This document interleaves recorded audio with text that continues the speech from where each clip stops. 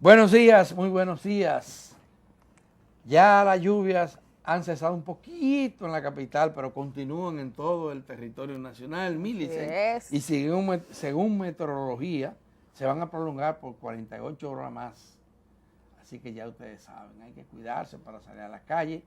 Y bueno, siempre abogar, porque algún día dejen de vivir personas en lugares tan vulnerables como a la orilla de cañadas y de ríos que se desbordan, que se desbordan. Y ya ayer se reportaron daños, inundaciones y en varias partes del más de país. 200 personas desplazadas. 280 personas Exactamente. desplazadas. Así es. Terrible. Es muy difícil, muy triste esta situación.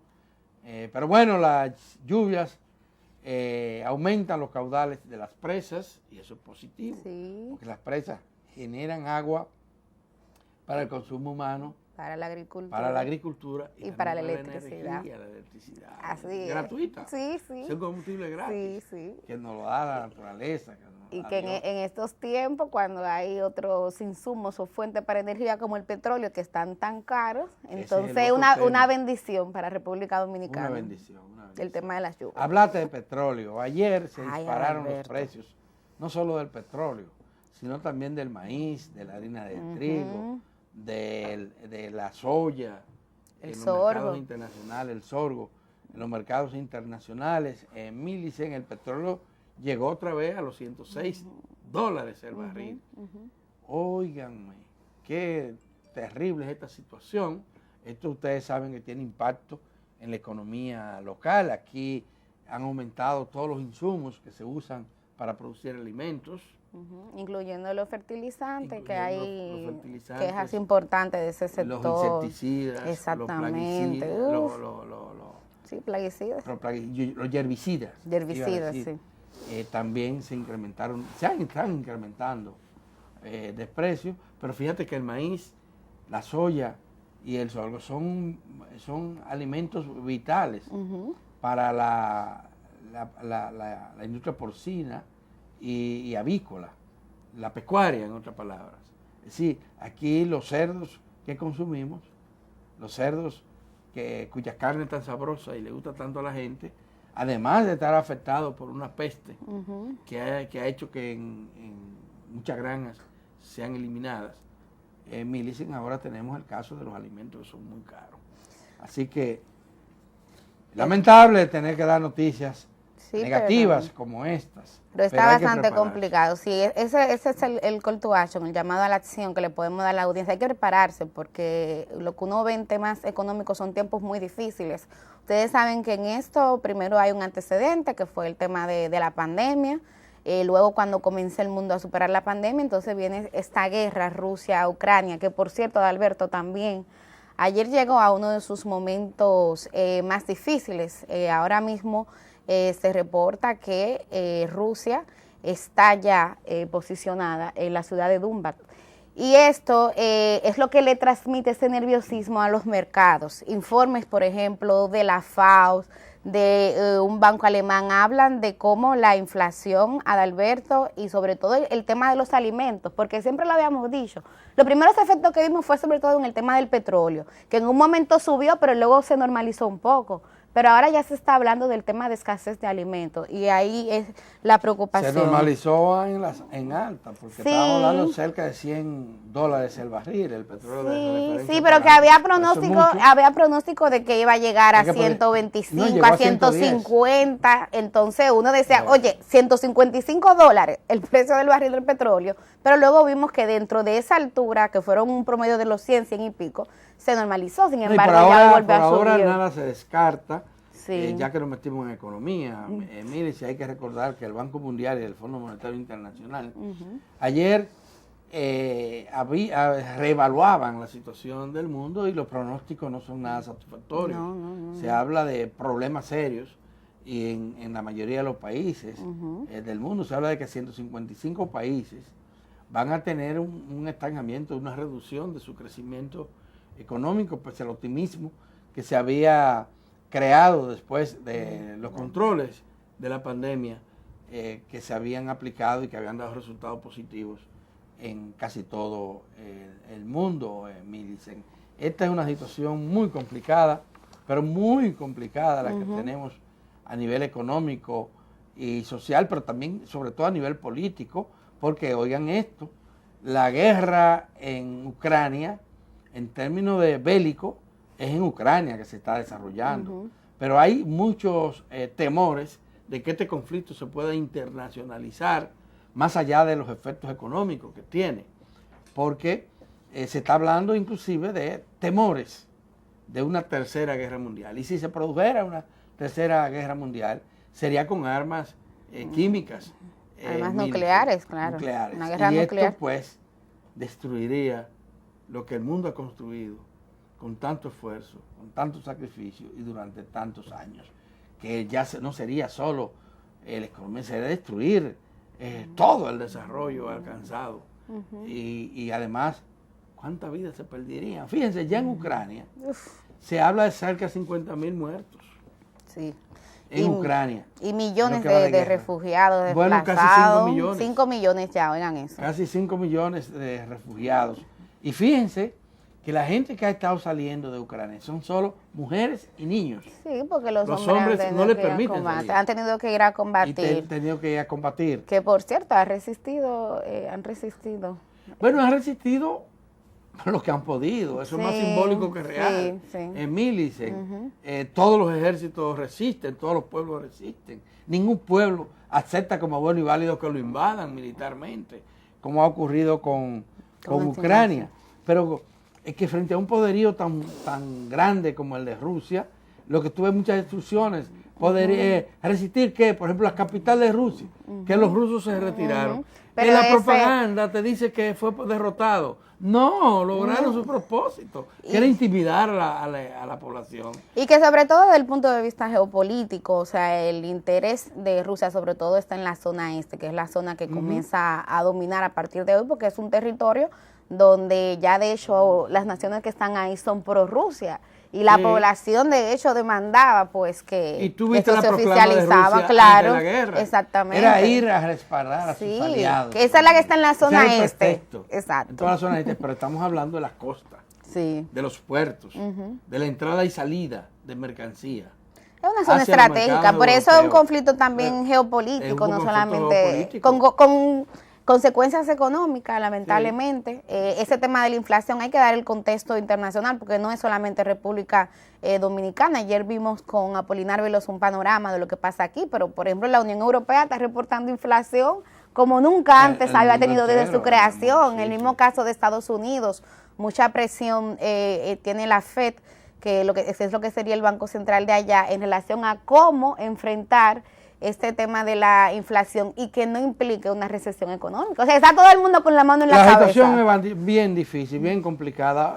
Ahorita vamos a tener también en el día de hoy la presencia de nuestro asesor económico, nuestro consultor económico tan valiosísimo como lo es Antonio Siriaco, ese hombre que no duerme leyendo, investigando lo que pasa en el mundo para orientarle a ustedes y a nosotros aquí sobre el curso de la economía. Así que lo vamos a tener un poquito más adelante aquí en el programa y seguiremos hablando de estos temas con él. Hay un tema que es la noticia del día, es la noticia más trascendente de ayer y de hoy. Sí. Milicen, ayer se nos escapó comentarla. Es el tema de los negocios de los consulados. Los consulados, sobre todo en aquellos países que tienen un flujo, un movimiento de entrada y salida hacia la República Dominicana mayor, aquellos países, los consulados se han convertido en una mina para los cónsules y el personal que está allí. Yo no me explico por qué este gobierno no le ha entrado a ese fenómeno. Yo en una ocasión, a propósito de una serie de trabajos que se hicieron de denuncia en el mismo sentido de ahora, se habló de ponerle un sueldo a cada cónsul, a cada diplomático en cada uno de los países donde ellos están, y que las recaudaciones de esos consulados entraran al Tesoro Nacional. Pues resulta que en Haití,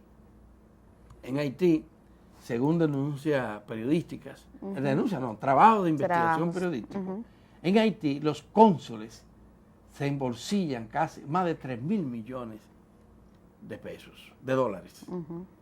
de pesos. Es mucho dinero, es muchísimo dinero para un país como este y además para extraérselo a los haitianos que viven ansiosos por estar aquí, en busca de mejor vida, en busca de mejor suerte. Entonces, y hoy el Listín Diario trae un amplio trabajo de investigación sobre lo que pasa en los consulados de los Estados Unidos, especialmente el consulado de Nueva York. Millicent, estamos hablando de que de 13,000 millones y tanto de dólares que se recaudaron en un periodo de 5 años. De 5 años, 10,000 fueron a parar los bolsillos de no se sabe quién. Doña Milagros Ortiz Bosch, doña Miriam Germán, don Carlos. A Carlos le toca eso. Al canciller sí. Al canciller directamente. La Cancillería sí. Llegó la hora de ponerle freno a esta situación. Hay que revertir esa situación. Ese astro de corrupción en que se han convertido los consulados dominicanos hay que eliminarlo. Ya uno ve por qué tanta gente quiere ser cónsul o vicecónsul. Exacto. En estos países. En Agazapite, que es una comunidad de menos de 3,000 habitantes, que está cercana a Pedernales, Millicent, hay 5 vicecónsules. Oigan eso. 5 vicecónsules ahí. Y es que a todos los líderes del partido oficial en la zona le dan ese premio. Y ya ustedes ven, ¿qué pasa con esa pequeña comunidad haitiana? Que da visa no solo a la gente que vive ahí, sino que viene de todos los pueblos, ni siquiera tan cercanos, que vienen hasta el norte, a buscar visa para cruzar la República Dominicana. Bueno, cuando hemos hablado del tema de la migración, siempre hemos denunciado cómo la soga se corta por lo más débil y cómo si de verdad hay una intención de regular, hay que ponerle coto a este tipo de comportamientos que son corrupción, Adalberto. El tema, por ejemplo, de lo que pasa con los dominicanos y dominicanas que viven en el exterior y de manera específica, esos 800,000 criollos que viven en la ciudad de Nueva York, tú sabes, el tema de los sobreprecios. La denuncia que durante tanto tiempo ha venido haciendo esa comunidad, y qué bueno saludar esta iniciativa del periodismo. Quien hace esta investigación es Ashley Ann Presinal, que es una periodista muy joven de la nueva generación del Listín Diario, y ella recoge cómo es una situación común en todos los consulados. Ayer comenzó con Haití, hoy siguió con lo de Nueva York, pero dice ella que lo que ha investigado en otros 69 consulados no es muy distinto el panorama. El tema es, Adalberto, que para un dominicano o una dominicana que radica en Estados Unidos, sacar un pasaporte le cuesta 3 veces más que lo que le cuesta a un dominicano. Entonces, yo creo que aquí hay que nueva vez hacer ese llamado a Cancillería, porque tú recuerdas cuando entrevistamos al canciller que uno de los temas que vimos fue precisamente de lo que está pasando en la comunidad dominicana en el exterior, que se queja por distintas causas. Y esta es una, los sobreprecios. Y él hablaba de regularizar y de estandarizar las tarifas, porque ¿cuál es el problema, para que ustedes entiendan? Es la discrecionalidad y el no cumplimiento de la ley. Es que hay una resolución, la 02-07, que pone unos topes a los precios, pero cada cónsul hace lo que le venga en gana. El tema, Millicent, no es esa reglamentación. El tema es dónde va a parar el dinero que se recauda. No importa el precio que sea, puede ser 10 centavos de dólares, no importa el precio, ¿a dónde va el dinero? El dinero tiene que ir a las arcas nacionales, tiene que ir al Tesoro Nacional, y al cónsul y a los empleados de los consulados y de las embajadas se les debe pagar un sueldo. Mira, te voy a... Un sueldo. Entonces no puede ser a discreción del diputado, del cónsul. Pero vamos a hacer una aclaración. Miren, en el caso de Haití, el dinero que se recauda es por otorgar visas, por la venta de visas, porque no son gratis, la venta de las visas. Y como de ahí se recoge un dinero, ¿qué pasa? Venden más visas que las pautadas, porque entra más dinero de esa manera, venden visas de manera indiscriminada. Yo diría que hasta de manera clandestina. Sí, así es. Y, por otra parte, tú tienes el caso de Nueva York, que no es por visa. Es por los servicios. Es por los servicios. Los servicios son que tú quieres renovar tu pasaporte principalmente, que se te perdió algún documento, que quieres certificar un documento. Quieres certificar un documento, Millicent, porque te lo requiere el estado donde tú estás, o te lo requieren la operación que vayas a realizar, el servicio. Entonces, todo eso te cuesta un precio altísimo.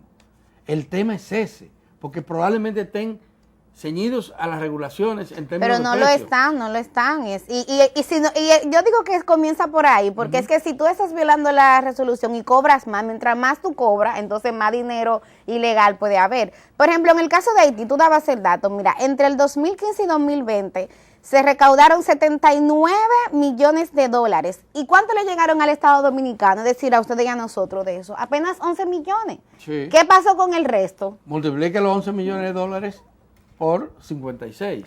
Ya como está claro. Esa es la situación que nosotros estamos viviendo. Mira, déjame decirte, el tema es muy complicado. Yo estuve ahora recientemente en Nueva York. Me reuní con mucha gente, especialmente con periodistas, muchos periodistas y muchos dominicanos, aunque los que duré fueron todos días. Y lo que me encuentro es que hay una gran parte de esa población que quiere disfrutar de los beneficios del consulado, quiere empleo allí, tiene una relación directa con el cónsul. El cónsul trata de manejarse para tener a todo el mundo contento con relación a eso. Hay mucha politiquería, Millicent, allí, hay mucha politiquería. Una cultura clientelar. Es una cultura, exactamente. Una cultura clientelar. Y recuerdas cuando estuvo aquí, no sé si fue el mismo canciller Juan Bolívar que nos explicaba que en ninguna otra delegación se usa que tú emplees en el consulado a residentes que vivan en ese país. Bueno, el empleo como representante del país. Empleos normales sí. Sí. Pero para ser pero como, vicecónsul exactamente, o cónsul, tú no puedes tú no residir puedes allá. residir en el país, no puedes tener doble nacionalidad tampoco. Exacto. Y esa es la demanda que hacen esas comunidades. O algunos, vamos a decir. Pero vamos a la verdad es que el tratamiento que le estamos dando a los dominicanos y las dominicanas residentes en Estados Unidos y en otra parte del mundo, que mandan tantas divisas, que salvaron a este país de una catástrofe durante el periodo de pandemia, esos dominicanos reciben un tratamiento muy, muy adecuado, porque la inmensa mayoría de ellos ni por ahí pasan, sino por una necesidad, Millicent. Y le siguen cobrando los $10, te lo devuelven. Ay, pero para que te lo devuelvan tú tienes que hacer un proceso enorme y la mayoría de ellos no quiere someterse a esto por $10. Entonces hay que simplemente eliminar eso, señoras y señores. Que el dominicano con solo presentar su pasaporte dominicano que le sale tan se costoso, le libere del pago de esos $10 porque ellos no son turistas en su propio país. Ellos vienen aquí a saludar a sus familiares, a traerle algo a sus familiares, a disfrutar de su territorio, de la riqueza de su a la que contribuye a enviar las remesas y tienen también. todo el derecho, como el que más aquí. Y entonces se le penaliza. Eso hay que eliminarlo. Hay que eliminarlo. Aquí se ha exonerado mucho al sector empresarial de pago de impuestos. Aquí hay mucha materia prima que no pagan impuestos porque los seres humanos dominicanos nacidos aquí tienen que pagar impuestos, Millicent. Porque ni hablar de los pasajes, del costo de los pasajes. Son los pasajes más caros también del mundo. Lo que tienen que pagar los dominicanos y las dominicanas para venir a su tierra natal, Millicent. Y como si todo esto fuera poco, entonces tenemos este abuso de los consulados. Estas denuncias no pueden caer en el aire. No. El gobierno y el presidente Luis Abinader, que ha dado demostraciones de que quiere organizar las casas, aquí tiene el ejemplo. Y repito, doña Milagros, doña Miriam Germán y doña Miriam Germán y el presidente Luis Abinader tienen que intervenir en esta situación y tienen que hacerlo pronto. Así es. Bueno, Adalberto, vamos a cerrar esta perspectiva. Ayer, tal como tú dabas la primicia, se produjo el aumento salarial de un 24% a los trabajadores y trabajadoras del sector construcción, pero yo creo que ese es otro de los temas que podemos ver en detalle también más adelante con Antonio Siriaco. Ahora vamos a pausar y cuando regresemos vamos a tener vía Zoom a Edwin Patterson. Mira, un buen tema también para revisarlo con Edwin. Ustedes saben que él fue embajador de Haití aquí en República Dominicana y además es representante de una fundación, la Fundación Sile. Ya después... Fundación que está organizando... La Semana de la Diáspora. Dominico-Haitiana. Así es. Bueno, y ya después, como cada martes, entonces nuestro colaborador estrella, Antonio Siriaco. Mantengan la sintonía.